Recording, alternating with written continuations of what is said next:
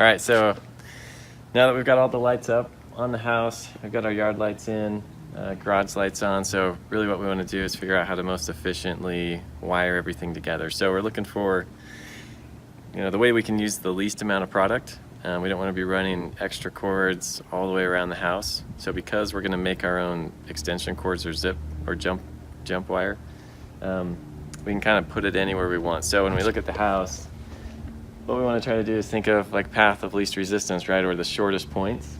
So we know that on the left side across the straight and then up the peak is one section because we cut it here and then we started another section. So up top we've got two sections that are separate from each other right now.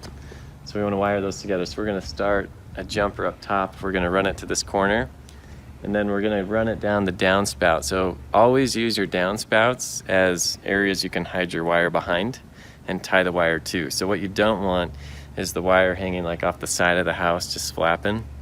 Okay, so always look for a downspout where you can zip tie it to, hide the wire behind. Okay, so drop it. So that's actually a pretty good drop point, is to come down this downspout here, and then we got to connect the front piece because we've got two pieces on the front that need to be connected as well. So we can really just run one wire from the top, drop it down the downspout, connect this front section, drop it down to the garage, cruise over, and then what we're going to do is there's a soffit outlet she wants to use. So if you look under the soffit here, we're just going to jump in and tie in to this outlet. Okay, so we're just going to have one cord there coming down, connect everything. We're going to do a short jumper here. Now we also got to tie in the garage. So the best thing for this is going to be, we want to hide wires as best we can. So we're just going to tie in here. We're going to drop it down along the edge, and we're going to come up this downspout and tie into the top or right into that outlet as well. Okay, so that's going to connect all of this. So now we've got to figure out the yard lights here. So again, we can jump into the center of this, but what we want to do is we don't want to come across like the sidewalk. We want to keep cables, everything off the sidewalk as much as possible. So we don't want to come down like a column and just go straight across, because if they're shoveling snow, using snow blower doesn't work. Okay, so what we're going to do is we're going to tie in to our outlets here. So we're going to tie into the center. We're going to run straight across on this edge of the house. And we're going to run behind this downspout.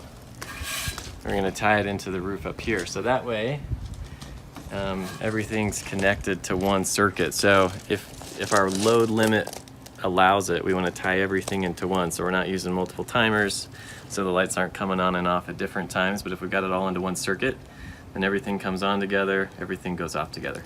Okay.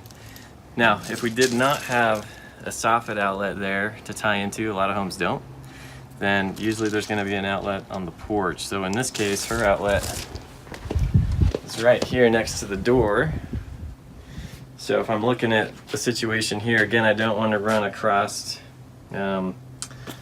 anything if I don't have to. So, but because she has a rug and we can tuck it underneath that, it would really hide the cord nice. So what we're going to do, if we didn't have the soffit outlet, we're going to drop down, go behind the rug, behind this guy. We're going to drop it down to the ground and hit the edge by these rocks and then pop up the downspout. Okay, so that would be our second alternative if she didn't have a soffit. So when you're wiring in, looking for the outlets, remember two things. One, use the shortest path possible and use the gutters if you can to tie the wire to hide them. And then number two, don't cross any driveways, don't cross your sidewalks, right? If you can, try to hide it. Here we can tuck underneath so it's okay, but we want to keep it out of the way of snow shovels and people tripping. So that's going to be our main thing there when we look to wire. Alright, so now we're going to start wiring in all the different connections that we got up there. So on the roof, we've cut the wire so nothing's connected, so we've got to connect everything together. Kind of the big thing you want to know is what wire you're dealing with. So if you can see, there's a big difference between these two. This one here is an SPT1. This one here is an SPT2. So really the difference in these two wires is the insulation. Okay, it's double the insulation on the SPT2. So if you're gonna run longer runs where it's gonna be hotter, use more electricity, SPT2's typically your best bet. If it's just a small job, you could use SPT1. One recommendation is, if I were to do it all over again, is essentially use the same wire. So I'd probably do all SPT1 or all SPT2, so you're not intermingling the two. You can do it, it just gets a little more messy. All right, so what we've got to do after we cut these wires, we've got to put plugs on them, okay? So we're gonna buy these plugs. We're gonna get male plugs, which are these guys, and we can also get female plugs, right? So that we can connect separate lines together, all right? Okay, so the way that this works is this wire is basically gonna come in, and you can see the vampire teeth on these plugs, okay? The wire is essentially gonna come in and connect to those, all right?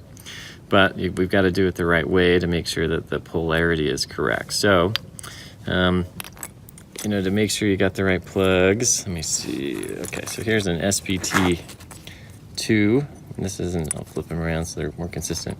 This is an SPT2, this is SPT1. If you can see, there's these ribs next to these vampire teeth. So the reason that those ribs are in there is to narrow that gap, so this skinnier wire will fit in there, okay? And that's why this one doesn't, because the SPT2 wire will fit in there. That's why there's no ridges. So that's how you can tell the difference between an SPT1 and 2 plug, as if there's these ridges or not. It should be stamped on here if you look close, but a quick way to identify it is just looking at the ridges. So what we've started doing is buying SPT1 plugs in black and SPT2 in green, so that we can tell the difference super quick. We don't have to wonder if we've got a 1 or a 2, okay? We also keep a bin of all the plugs and we label them. So these are SPT1 is on this side, these are SPT2s on this side, okay? So we just divide them up into quadrants so that we know what we're grabbing. That helps us stay more organized as well. All right, so the way that we install these, we're gonna do an example on this SPT2. So first of all, we're supposed to split this wire a little bit. So I'm just gonna split the end, okay? So they're separated a little bit. All right, and then what they're gonna do, if you look at this wire, one side has this ridge on it, the other side is smooth, okay? The rib side, or this ridge, needs to align with the prong that has the fat side, okay? So this one's fatter, this one's skinnier. So if I follow that over, this is the vampire tooth that I want the ridge side to connect to, okay? So I want the right side on the right side of this vampire tooth, because that's the fat prong, okay? So this, if you can look down here, there's a hole where that wire slides down into. So we're just gonna push that wire down, okay? It's just gonna fold over. All right, we're just gonna compress this in. All right, and then there's these caps. So the cap has a back to it, all right, and then a front. So what we want to do is slide it where the open end slides over top, and then this cap kind of seals that back. All right, so sometimes you can just slide them on with your fingers, but that's it. Okay, so now we've put a male plug on this SPT2 wire, all right? So if it's a little colder outside and this wire is not as loose or as flexible, it's a lot harder if it's colder. So a lot of times we carry channel locks, so you can just tighten those down with your channel locks, okay? And again, if it's colder, things just don't go on as easy. So, you know, I'll be like compressing this in with my needle and those pliers to make sure those vampire plugs lock into the wire. If for some reason, when you turn your lights on and there's a strand of lights that are not working, one of the troubleshooting things you need to do is pull your wires out and see if any of these vampire teeth are bent. So if it's really cold, or if you don't, get a good angle on it, sometimes these teeth will bend over and it won't pierce the wire, so there's no electricity, okay? So if you come across a situation where the strand of lights aren't working, you should be troubleshooting your plugs and checking to see if the vampire teeth have folded over or if they're just not connecting, okay? So that's a big troubleshooting part. You'll find a lot of issues that come about because these don't get installed correctly. Okay, so that's how we put these on, whether it's a male or female. It's the same way. On the female, you're still gonna have a fat piece and just a thin piece, okay? It's the same thing if we're doing this female. You wanna look for the fat side, okay? And it's usually gonna be on the right side if you're looking at the open face, all right? So that's how the vampire teeth, at least how these plugs work. All right, so the other thing that you're gonna run across is the joy and the beauty of custom building lights and using these commercial grade lights is that you can kind of tap in to a line anywhere you need to make these jumpers, okay? So we're gonna go, when we do this house, you'll see what I'm talking about, but on these female plugs, if you look on the end, you can break this out, okay? So you just grab your needle nose, okay, and you just snap out that piece. Now, what that allows you to do is run this in the center of any line, okay? So, same principles apply though. I'm gonna look for the fat end, okay? And that's the prong that I want to put the ridge side on, all right? So, we know there's the rib side and I want that to be the fat side. So that prong comes out on the right. So I want this to be on the right. All right, so I'm just gonna push this in. I'm gonna compress it with my needle nose here. Okay, and I'm just gonna, now it doesn't matter which, actually it does matter which way you slide it. So the slide I broke out, okay, that's the slide. I wanna slide towards that end. All right, in this case, I want these channel locks. Just to grab the edges here, just tighten it up, okay?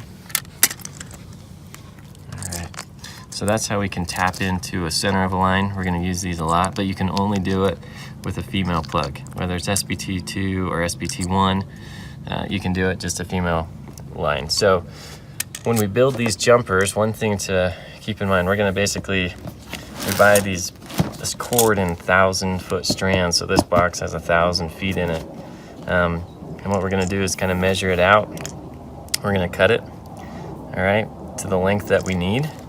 And then we're gonna put another end so we can jump the electricity from one piece of the roof to the other. One thing that you wanna try to avoid doing is putting two males together. So if I cut this and put a male end on it, all right, let's just say I had a male end. So now the problem is, if this is plugged in, okay, if I plug this into my outlet, now this is a hot wire and I've got the other end as a male, this is hot, all right? So if I touch this, I'm gonna get zapped. If this touches metal, all right, so if it hits the gutter, it's gonna short out, or essentially it's gonna trip the breaker, trip the GFI, maybe burn up the timer, okay? So you don't want two male ends on one of your jumpers, all right? You always wanna try to have your male coming from the hot side to a female, because that way if you grab your female, you're not gonna get zapped, all right? But the male end, that's gonna get you, okay? Just a quick tip when you're building these jumpers out. Okay, so now we're gonna wire this stuff in. So this is my jumper wire that I'm gonna be running down to that edge. So what I'm gonna be doing is connecting this to this side. Actually, I'm thinking, maybe we should just run across this peak. It'd probably save us a lot more material, so we're just gonna jump it there versus run it all the way down this edge.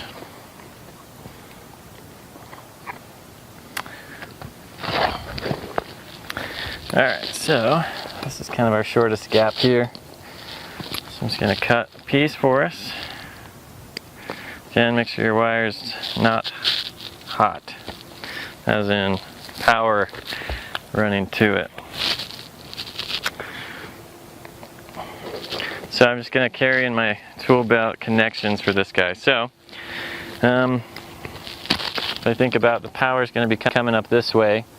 So I probably want this end to be a male, and I'm gonna have to tap into the middle of this, so that'll have to be a female anyway.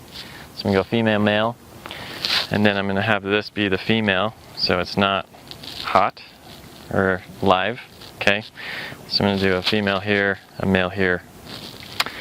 Alright, so get started. So this is an SPT2 plug, 2 wires. I'm going to use an SPT2 plug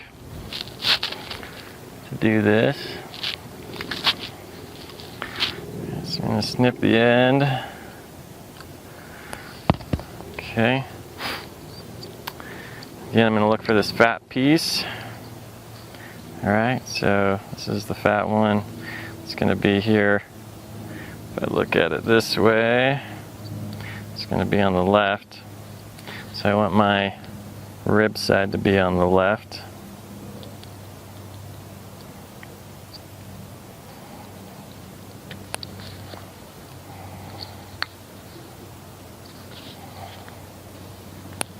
Just going to compress it in.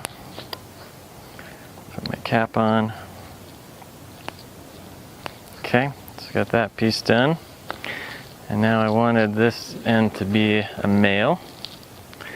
Again, it's an SPT2. Snip that. My fat side, ribs, it's going to be on this right side. Again, you want to keep that consistent so the polarity of your wire is the same.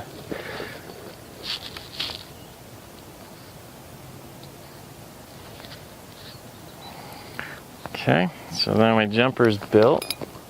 So I'm going to be connecting this side to this side. Now this wire is actually an SPT2, so I've got to use different size plugs to do this. Okay, so now I've got my female, so I'm going to need a male for this end. Okay, so I'm going to snip this again, looking for my ridge side, my fat prong there on the right. Okay, going to compress that in there and put my cap on. If I can find it. A bag of tricks. Alright. Okay, so now I'm ready to connect these. Now this is where I might use some tape, especially if you feel like these might have some pressure on them to pull. They'll usually stay together, but a lot of times we're just going to do a quick wrap around these guys to make sure they stay together. Okay. Alright. So, the other thing too, when we go to take down these lights, we want to make sure we know that these two connections go together. So what we typically are going to do is use these smaller zip ties that are colors, right? So we get like 10 different colors. And I would put a blue zip tie here and a blue zip tie here. And that's the only color I'm going to use on this house, so I know that these two connectors go together. The other thing you could do is label like the plug. Put like a 1 and a 1, the next one a 2 and a 2, so you know, or AA, BB, right, as you go along. But somehow you want to make sure you label that these two connections go together. We do it color-coded with zip ties. That way we can visually see where they go. So that's what we'll do there. So let me just put a female in the middle of this wire here. So with the female, remember we got to break off the center piece, okay? And then we're going to put it in the middle of the wire. So I'm just going to use this slack line I've got here. Looking for the fat side, which in this case, it's going to be on the right. Alright, and then I got my rib side on the right. Okay. Push those in. Got some nice hornet friends up here. Alright. We're going to plug these together. Okay. And then we'll label those and or tape them. So tape them together. Then again, when we label, I'm going to put colored zip ties. Can't use blue because we're going to use blue on this one, so use another color, maybe red. Alright, so that's how we're going to build jumpers. So I'm going to go ahead and build some more jumpers, but that's the concept. And what we're trying to do is connect all the wiring to one circuit. Okay, so you don't ever want to go, I don't ever want to run this jumper to this front another way. That's going to cause some problems if we've got double power sources going to it. So you want to make sure you only have one power source going to each section of the roof. So at this point I've connected the roof to this section of the roof. Now what I'm going to do is drop a cord down. I'm going to wire here, will drop down to connect to the front first story of the house. Alright guys, so we've obviously connected up top. If you look up there you can see the plug. Now we've dropped it down the gutter, tried to hide it. We've zip tied it to this gutter so it's not going to be flapping around. What we're going to do is tie into this line. We're going to come down this edge, tie into this line, and then everything's going to be connected on the house. So we'll have the two tops dropping down, connecting to this section, and then we're just going to go ahead and tie into the plug. So I'm going to go ahead and splice these in like we showed you how to make those jumpers. We're just going to pop into these edges. Then we'll tie in the garage and we'll tie in the yard lights, and this guy should be good to go. I'm coming down this line. So I want this to be the female end on this line, and then I'm going to have my jumper be the male, okay? Because the hot line, the hot side, I want that to be, not hot for me if I grab it. So I want the female to be on this line, and I'll hook in the male here, so the electricity is traveling up this way.